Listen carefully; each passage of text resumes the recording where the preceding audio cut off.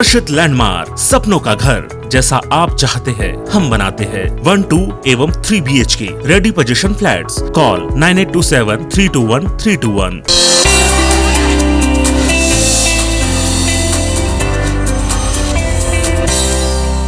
नमस्कार, स्वागत है आप सभी का हमारे खास कार्यक्रम हेल्थ गुरु में। मैं हूं आपके साथ ज्योति सिंह।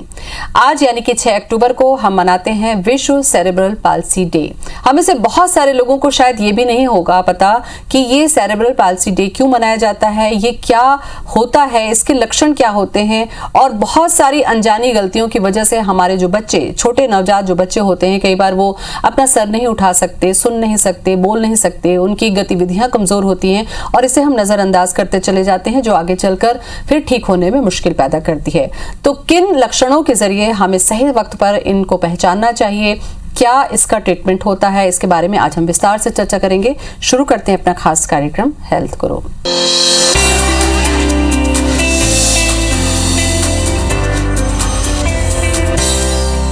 और इस पर चर्चा करने के लिए आज हमारे साथ स्टूडियो में हमारे खास मेहमान मौजूद हैं, डॉक्टर चानन गोयल, जो कि पीडियाट्रिक फिजियोथेरेपिस्ट हैं। डॉक्टर चानन, बहुत बहुत स्वागत है आपका।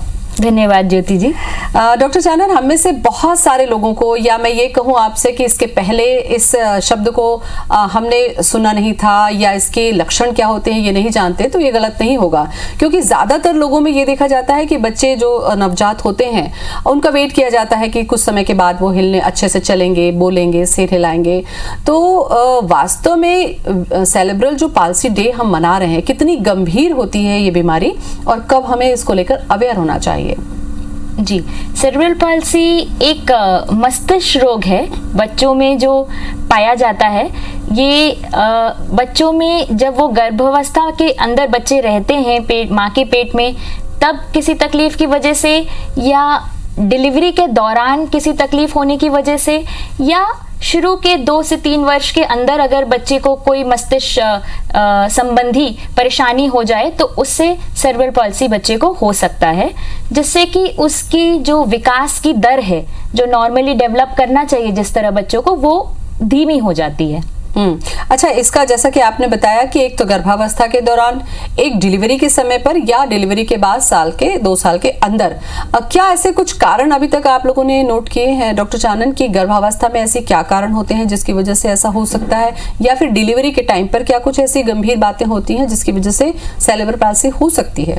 जी, आमतौर पर अगर गर्भावस्था में जो माँ है उसको किसी इन्फेक्शन हो, किसी तरह का, कुछ पर्टिकुलर तरह के इन्फेक्शन रहते हैं, टॉर्च इन्फेक्शन जिन्हें हम कहते हैं, उन इन्फेक्शन की वजह से या किसी और खाने पीने में या पोषण में उनकी कमी होने की वजह से, या किसी तरह से कुछ मेडिसिन ऐसी होती हैं जो गर्भावस्था में नहीं लेनी चाहिए, लेकिन बिना डॉक्टर की सलाह लिए कुछ मेडिसिन ऐसी ली जाएं तो उससे भी बच्चे के ऊपर बुरा प्रभाव पड़ सकता है।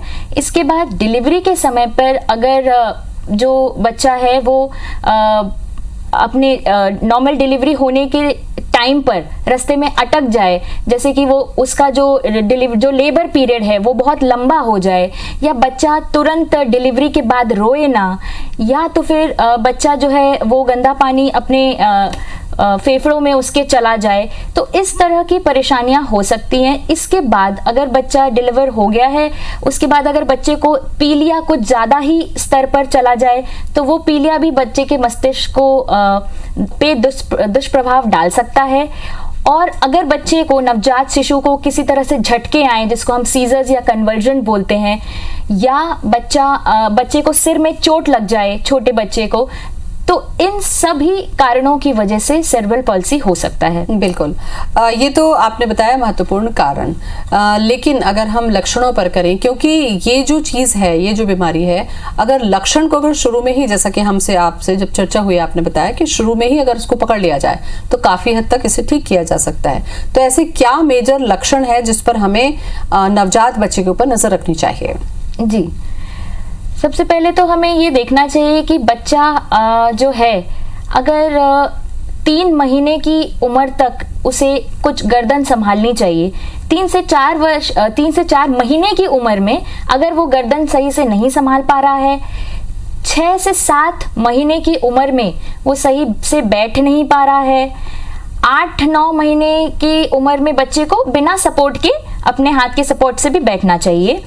11 महीने का बच्चा जो है वो किसी तरह से अपने हाथ के सपोर्ट से थोड़ा सा पकड़ के खड़ा होने लगता है, और 1 साल का बच्चा जो है वो बिना सपोर्ट के भी खड़े होने लगता है, और 1 से 1.5 साल के बीच बच्चों को बिना सपोर्ट के चलना शुरू कर देना चाहिए। यदि कोई बच्चा इस समय पर अपनी ये गतिविधियां नहीं कर पा रहा है तो उसको हम डेवलपमेंटल डिले बोलते हैं, और वो सेरेब्रल पॉल्सी की वजह से हो सकता है। बिल्कुल, काफी अहम बात की, और इस बात को हमें ध्यान में रखना होगा कि हर घर में जो बड़े होते हैं उन्हें ये पता होता है कि बच्चे की जो प्रक्रिया है, जो गतिविधि है विकास की, वो उस समय पर होनी चाहिए। अगर वो नहीं हो रही है तो आपको अलर्ट होना जरूरी होगा कि कहीं ये गंभीर सेरेब्रल पॉल्सी की तरफ तो नहीं जा रहा है। डॉक्टर चानन, अगर इसके बारे में हम ये करें, थोड़ा सा इसको वर्गीकृत करें, तो क्या ये कई प्रकार की होती हैं या सब बच्चों में एक जैसा ही अपने आप को प्रेजेंट करती है? नहीं, सेरेब्रल पॉल्सी बेसिकली 4 प्रकार की हो सकती है। पहला है स्पास्टिक, जिसमें बच्चों में अकड़न होती है। अकड़न उसके या तो चारों हाथ पैरों में हो सकती है, जिसे हम क्वाड्रिप्लीजिक सेरेब्रल पॉल्सी बोलते हैं, या बच्चे में सिर्फ आधे हिस्से में, शरीर के आधे हिस्से में, या तो दाईं ओर या तो बाईं ओर वीकनेस हो सकती है, जिसको हम हेमीप्लीजिक सेरेब्रल पॉल्सी बोलते हैं। या बच्चों का हो सकता है हाथ वो ठीक से यूज कर पाते हो, लेकिन दोनों पैरों में, कमर और कमर से नीचे के हिस्से में वीकनेस ज्यादा हो और अकड़न ज्यादा हो, उसे हम डायप्लीजिक सेरेब्रल पॉल्सी बोलते हैं। इसके अलावा अगर बच्चा बहुत ही ढीला है, उसकी मांसपेशियों में बिल्कुल भी ताकत नहीं है, तो हो सकता है बच्चे को हाइपोटोनिक सेरेब्रल पॉल्सी हो। और कुछ बच्चे जो है उनका बैलेंस सही नहीं होता, अगर वो चलना सीख भी जाते हैं तो चलते चलते लड़खड़ा के गिर जाते हैं, हो सकता है ऐसे बच्चे को अटैक्सिक सेरेब्रल पॉल्सी हो।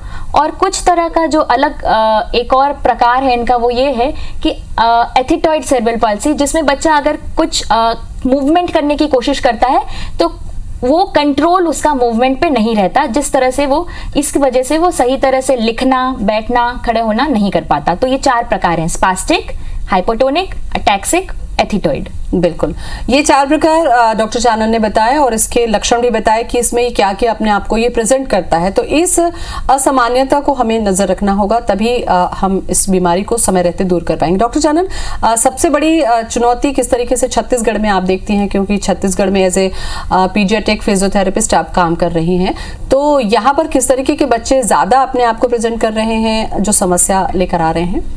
जी, हम आमतौर पर देखते हैं कि छत्तीसगढ़ में जो बच्चे दूर दराज से आते हैं, गांव से आते हैं, वो काफ़ी देर में जो माता पिता हैं वो लेकर आ पाते हैं, डॉक्टर को दिखा पाते हैं। उन्हें लगता है कि बच्चा अपने आप, हमने 2 से 3 साल के वर्ष तक भी माँ बाप को गर्दन खुद से संभालने का, बच्चे का वेट करते हुए देखा है। तो इतने बड़े बच्चे को, जिस उम्र में बच्चे को चलना और दौड़ना चाहिए, उस उम्र में भी बच्चा गर्दन नहीं संभाल रहा है। लेकिन जो जागरूकता की अभाव की वजह से वो सही समय पर नहीं लेके आ पाते हैं, और जितना वो देर से लाते हैं उतना उनकी मदद करना थोड़ा मुश्किल हो जाता है। बिल्कुल, वैसे भी कहा जाता है कि अगर लक्षण शुरुआत में ही पकड़ में आ जाए बीमारी के, और खासकर अगर सेरेब्रल पॉल्सी की हम बात कर रहे हैं डॉक्टर चानन, तो ये बहुत ज्यादा जरूरी है। अब इसका उपचार पर भी हम समझें, क्योंकि जागरूकता हम इस कार्यक्रम के माध्यम से फैला ही रहे हैं। अगर इसको बचाव हमें करना है, कि अगर इसको रोका जा सके, इसके गंभीर परिणामों को, तो हमें शुरुआती जो कदम है वो किस तरीके से उठाना होगा? जी, इसके लिए ये सुझाव रहेगा कि जागरूकता के लिए इस तरह के जो माध्यम हैं, उससे जन जन तक ये बात पहुँचे कि सही समय पर बच्चे को, आपको विशेषज्ञों को दिखाना चाहिए। साथ ही अगर डिस्ट्रिक्ट लेवल पे और जो ग्राउंड लेवल पे जो हेल्थ केयर वर्कर्स काम कर रहे हैं, उनको भी जागरूक कराकर वहाँ से ही अगर जल्दी रेफरल आ जाए तो इसमें आसानी होगी। साथ ही जो स्पेशलाइज्ड ट्रीटमेंट है, जैसे बच्चों की फिजियोथेरेपी, ये अलग ही एक स्पेशलाइज्ड ब्रांच है अब, पीडियाट्रिक फिजियोथेरेपी। तो पीडियाट्रिक फिजियोथेरेपी के कोर्सेज और बढ़ें, इसकी सीट्स बढ़ें, जिससे कि स्पेशलाइज्ड फिजियोथेरेपिस्ट आगे निकले छत्तीसगढ़ से और भारत से, और वो इसके लिए स्पेशलाइज्ड काम कर सके, इन बच्चों को जितनी हो सके मदद कर सके। बिल्कुल, वैसे भी जब हम किसी खास बीमारी की चर्चा करते हैं डॉक्टर चानन, तो हम स्पेशलिस्ट के पास ही जाना पसंद करते हैं, क्यों हमें लगता है उनके पास अनुभव ज्यादा होता है। ऐसे में जब पीडियाट्रिक यानी कि शिशु रोग विशेषज्ञ देखते हैं और यहाँ पर फिजियोथेरेपी की जरूरत पड़ती है, तो जैसा आपने कहा कि फिजियोथेरेपी में भी स्पेशलाइजेशन होता है, ये किस तरीके से काम करता है, यानी कि फिजियोथेरेपी, पीडियाट्रिक फिजियोथेरेपी इस केस में कैसे काम करती है? जी, पीडियाट्रिक फिजियोथेरेपिस्ट इस चीज के लिए ट्रेंड होते हैं अपने मास्टर्स कोर्स के दौरान कि वो बच्चों को किस तरह से हैंडल करें, क्योंकि बच्चों की हैंडलिंग थोड़ी अलग प्रकार की होती है बड़ों के हिसाब से। बच्चों को हम खेल में ही उनके मनोरंजन करते हुए हम उनसे ऐसी एक्टिविटीज कराते हैं जिससे उनकी मांसपेशियां इस तरह से यूज हो कि वो उनकी स्ट्रेंथ बढ़ सके, उनका बैलेंस बढ़ सके, जिससे कि वो आत्मनिर्भर बन पाए। अपने डे टू डे एक्टिविटीज में उनको इंडिपेंडेंट कराने के लिए हम काम करते हैं और बच्चों का एक्टिव इन्वॉल्वमेंट रखते हैं। जितना ज्यादा से ज्यादा बच्चा खुद इन्वॉल्व होके थेरेपी में पार्टिसिपेट करेगा, उतना ज्यादा अच्छा रिजल्ट मिलेगा। मतलब बच्चों के साथ काम करने में आप लोगों को भी चैलेंजेस हैं डॉक्टर चैनन, क्योंकि अगर आप जैसे आपने बताया कि 3 महीने का बच्चा अगर सिर नहीं उठाता है, उस 3 महीने के बच्चे से या फिर जो माता पिता लेट कर चुके हैं 2 से 3 साल के बाद वो पहुंच रहे हैं, तो चुनौती डॉक्टर्स के लिए भी बहुत ज्यादा होगी। कैसे तैयार करते हैं आप लोग पूरा ये प्लान खेल का, ये मैं आपसे जानकारी लूंगी। आज हम चर्चा कर रहे हैं सेरेब्रल पाल्सी के बारे में, जो कि बच्चों से जुड़ी खास तरीके की एक तकलीफ होती है। इसे मैं तकलीफ ही कहूंगी, क्योंकि अगर इसको समय रहते आप पहचानते हैं तो ये दूर भी हो सकती है। डॉक्टर चैनल, ब्रेक पर जाने से पहले मैंने कहा था कि 3 महीने में मान लीजिए ये लक्षण आपको समझ में आ गए, उस 3 महीने के बच्चे और 2 साल के बच्चे, क्योंकि एज के हिसाब से वो एक्टिविटीज, वो पूरा प्रोग्रामिंग तैयार करना, वो कितनी चुनौती होती है आपके लिए और इसमें कितनी सफलता मिलती है? जी देखिए, जितना बच्चा छोटा होगा उतना ही वो आसानी से हम उसे मोल्ड कर पाएंगे। जैसे बच्चे हम जानते हैं कच्ची मिट्टी के समान होते हैं, तो जितना छोटा बच्चा रहता है उतना उसका मस्तिष्क भी उतना फ्लेक्सिबल रहता है, प्लास्टिक रहता है। तो क्या है कि हम उसे उसके एज के अकॉर्डिंग, जो उसके इंटरेस्ट की चीजें हैं, उन चीजों को दिखाते हुए एक्टिविटीज प्लान करते हैं एज के हिसाब से। और इसमें माता पिता और भाई बहनों को भी उनके इन्वॉल्व करते हैं, क्योंकि सिर्फ थेरेपी कुछ देर की या कुछ घंटों की इनफ नहीं है। उनको 24 घंटे का मैनेजमेंट घर पे भी कैसे करना है ये भी जरूरी है। तो हम पेरेंट्स को एजुकेट और एम्पावर करते हैं कि वो भी किस तरह से बच्चों का ख्याल रख सकते हैं। थोड़े बड़े अगर बच्चे हो जाएं और अगर वो नहीं सही ट्रीटमेंट ले पाए, तो अकड़न इतनी ज्यादा बढ़ चुकी होती है कि वो फिर सीधा उनके जॉइंट्स को सीधा करना मुश्किल होता है।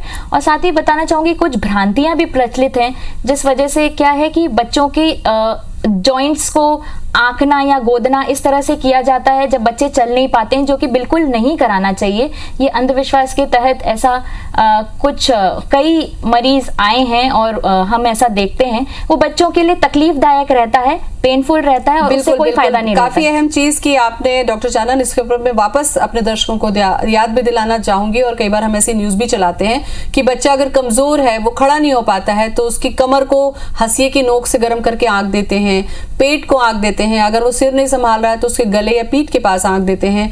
तो ये करने की बजाय अंधविश्वास से हटके आपको डॉक्टर के पास जाना बहुत जरूरी है, जिसकी तरफ डॉक्टर चानन ने इशारा किया। बताएं डॉक्टर साहब। जी, यही मैं बताना चाहूंगी कि इस तरह के जो तकलीफदायक प्रोसीजर हैं वो बिल्कुल बच्चे को मदद नहीं करते हैं, बल्कि इससे और दुष्प्रभाव भी हो सकता है। तो जैसे ही आपको थोड़ा सा भी ये संशय हो कि बच्चे की विकास की गति धीमी है, तो जल्द से जल्द निकटतम शिशु रोग विशेषज्ञ या बच्चों के फिजियोथेरेपिस्ट से जरूर मिलना चाहिए। बिल्कुल। अच्छा, जिसमें डॉक्टर चानन आपने बताया कि 4 प्रकार की सेरेब्रल पाल्सी जो होती है, इसमें जो सबसे ज्यादा समस्या आती है अगर एज ग्रुप बढ़ गया है और अनजाने में माता पिता जागरूकता के अभाव में पहुंचते हैं, तो उसमें यह जानना जरूरी होगा कि क्या उनका ठीक होने के चांसेस कितने % हो जाते हैं अगर वो देर से पहुंचते हैं? जी, देखिए, जितना ये डिपेंड करता है कि बच्चे के मस्तिष्क पे कितना गहरा प्रभाव है। ऑक्सीजन की कमी की वजह से जो मस्तिष्क में जो प्रभाव हो चुका रहता है वो तो पूरी तरह से चेंज नहीं होता है, बट अगर वो जल्दी आते हैं तो बच्चे को प्रैक्टिस से और थेरेपी से उसके बाकी के जो एक्टिविटीज हैं हम उसको आगे की ओर, जितना उसने वो पीछे गया है अपने एज के हिसाब से, उतना हम आगे बढ़ाने की उसको कोशिश करते हैं। बड़े बच्चे के साथ ये मुश्किल होती है कि जॉइंट्स एक पोजीशन में अकड़ चुके होते हैं, तो फिर उस पोजीशन से उसको सीधा करना मुश्किल होता है, लेकिन सर्जरी इसके लिए हेल्पफुल होती है और वो इसमें काम कर सकती है। अच्छा, चूंकि ये मस्तिष्क से जुड़ी समस्या है, तो क्या ऐसा है कि ये जो समस्या है डॉक्टर जानन वो लाइफ लॉन्ग रहे, या कई बार ऐसा होता है कि बचपन में बच्चा ठीक है तो क्या बाद में किसी समय पर ये देखा जा सकता है? कई बार ये होता है कि जिसको मिर्गी का दौरा कहते हैं, अकड़ना या कपकपाना, कुछ अलग अलग तरीके की हरकतें देखने को मिलती हैं, तो क्या ये बचपन में ठीक होने के बाद में किसी उम्र में भी हो सकती है? जी, सेरेब्रल पाल्सी तो ऐसा है कि पैदा होने से लेकर अगर 2 साल की उम्र तक इसके अगर लक्षण देखने को मिलते हैं तभी हम इसे सेरेब्रल पाल्सी बोलते हैं, और इसके लक्षण बहुत माइल्ड, मतलब बहुत कम से बहुत ज्यादा तक बहुत सीवियर तक हो सकते हैं। जैसे कि जिसमें बहुत हल्के लक्षण होते हैं, वो बच्चा आपको चलता हुआ दिखेगा, कोई दिक्कत नहीं दिखेगी चलने में, लेकिन जब वो दौड़ेगा या कूदेगा तो वो अपने जो एज ग्रुप के बाकी बच्चे हैं उनसे उनकी स्पीड कम रहेगी, या वो दौड़ते दौड़ते गिर जाएगा, तो वो स्कूल में जो अपने स्पोर्ट्स एक्टिविटीज हैं उसमें वो उतना अपना नहीं हो पाएगा। दूसरा कैटेगरी है कि बच्चा चल तो लेगा लेकिन उसको थोड़े हल्के सपोर्ट की जरूरत पड़ेगी, मान लीजिए कुछ वॉकर पकड़ के या थोड़ी सी क्रचेस पकड़ के जरूरत पड़ेगी, और ज्यादा सीवियर कैटेगरी वाले बच्चों को व्हील चेयर की भी जरूरत पड़ सकती है। तो बहुत हल्के से बहुत सीवियर लक्षण हो सकते हैं। अच्छा, ये जो तीनों कैटेगरी के लक्षण आपने बताए हैं, इसमें एज ए डॉक्टर जब आप लोग ट्रीट करते हैं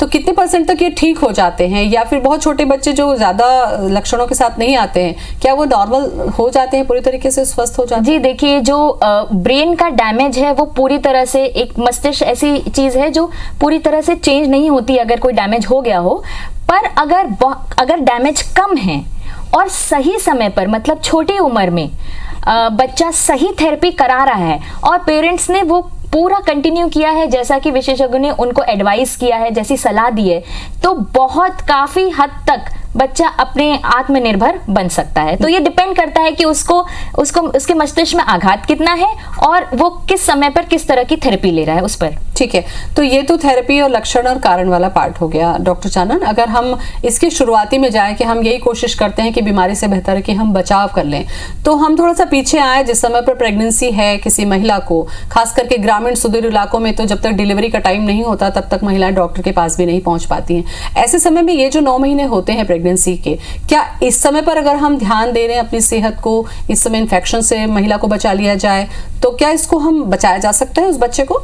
जी बिल्कुल, इसके चांसेस कम किए जा सकते हैं, जो रिस्क है वो कम किया जा सकता है अगर जो गर्भवती महिला है उसकी सही से देख रेख हो, साफ सफाई उसके आसपास अच्छी रहे, जिससे इन्फेक्शन का खतरा कम से कम रहे गर्भवती महिला को, और उसके आहार पर विशेषकर ध्यान दिया जाए, उसके और जो भी तकलीफें उसे आ रही हैं प्रेगनेंसी के दौरान उसमें अपने हिसाब से दवाई ना ली जाए, डॉक्टर की सलाह के बिना कोई अलग से अपना इलाज ना किया जाए, और लगातार डॉक्टर के संपर्क में बने रहना, जिससे जो डॉक्टर हैं वो समय समय पर बच्चे के जो गर्भ में पल रहा है उसकी ग्रोथ को भी वो ध्यान दे पाए, ये अगर हम ख्याल रखें। और दूसरा ये कि हमेशा जो डिलीवरी है वो हॉस्पिटल में कराएं। घर में अगर डिलीवरी होती है तो अगर बच्चे को किसी प्रकार की तकलीफ होती है और वहां डॉक्टर अवेलेबल नहीं होते हैं तो बच्चे की परेशानी बढ़ सकती है। डिलीवरी वाला पॉइंट भी हम इसीलिए उठा रहे हैं क्योंकि सरकार बहुत सारी अभी योजनाएं भी चला रही है डॉक्टर चानन की महिलाओं की डिलीवरी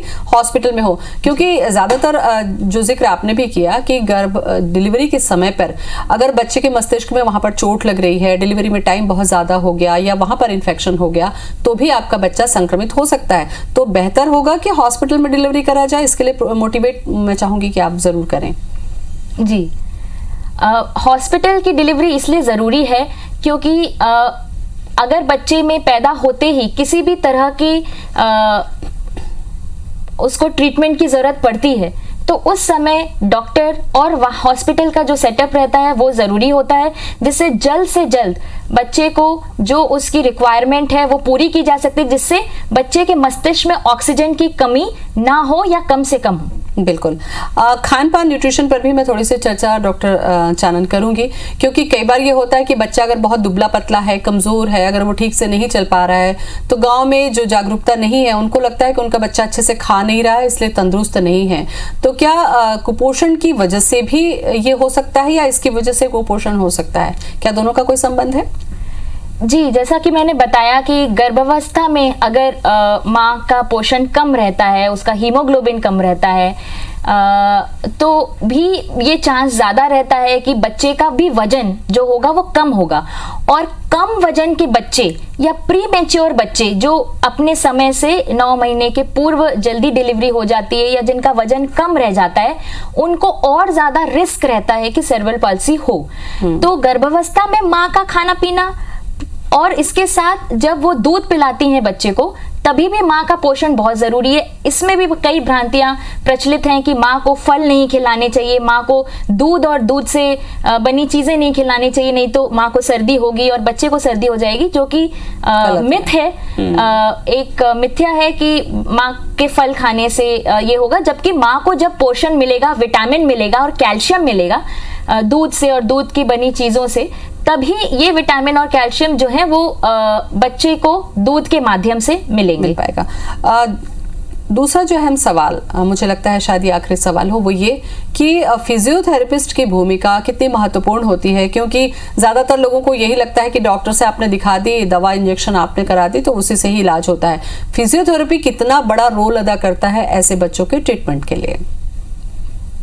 जी, ये फिजियोथेरेपी सेरेब्रल पाल्सी के बच्चों के लिए मुख्यतः मेन स्टे ऑफ ट्रीटमेंट, मतलब एक मुख्य धारा ट्रीटमेंट है, क्योंकि बच्चे में किसी और प्रकार से उसकी ताकत बढ़ाना या किसी और प्रकार से उसके जोड़ों का जो रेंज है वो बढ़ाना या उसका बैलेंस इंप्रूव करना या उसके जो डेवलपमेंटल माइलस्टोन, मतलब जो वो विकास की गति उनकी जो धीमी रहती है, उसको वापस उसको बैठना, खड़ा होना, चलना सिखाना, उसके लिए दूसरा और कोई विकल्प नहीं है, क्योंकि एक्सरसाइज से ही बच्चा जो है उसकी मांसपेशियां मजबूत हो सकती हैं। और इसमें एक टीम की जरूरत होती है। फिजियोथेरेपी के अलावा जो मस्तिष्क रोग विशेषज्ञ होते हैं, बच्चों के न्यूरोलॉजिस्ट, पीडियाट्रिशियन, शिशु रोगी विशेषज्ञ, ऑक्यूपेशनल थेरेपिस्ट जो बच्चों को अपने हाथ से चीजें करना सिखाते हैं, जैसे कि लिखना, खुद से खाना, खुद से अपने हाथ से अपनी दिनचर्या की चीजें करना, स्पीच थेरेपिस्ट अगर बच्चा सही से बोल नहीं पाता है तो उनकी बातों के लिए या कम्युनिकेशन के लिए उनको सिखाना। तो ये पूरी टीम की जरूरत होती है, जिसमें टीम में मुख्य रोल जो है मैं कहूंगी कि बच्चे और पेरेंट्स का होता है, क्योंकि जितना उनका अच्छा अपनी तरफ से कोशिश रहेगी उतना ही अच्छा मेडिकल टीम उनको हेल्प कर पाएगी। तो काफी अहम विषय पर, गंभीर विषय पर आपने काफी विस्तार से जानकारी दी डॉक्टर चानन, आपका बहुत बहुत शुक्रिया। बहुत बहुत धन्यवाद मुझे यहाँ बुलाने के लिए स्टूडियो पर। Thank you. तो हेल्थ गुरु में आज हमने चर्चा की सेरेब्रल पाल्सी के बारे में। कहने के लिए तो ये शब्द बहुत कठिन है, लेकिन इसके लक्षण बहुत आराम है। अगर आपका समय पर बच्चा वो गतिविधियां नहीं कर रहा है जो उसे अपने उम्र के साथ में करनी चाहिए, तो ये संकेत है कि आप अलर्ट हो जाइए और अपने एक्सपर्ट डॉक्टर से कंसल्ट करिए ताकि आपका बच्चा सामान्य जिंदगी जी सके। फिलहाल इतना ही। नमस्कार।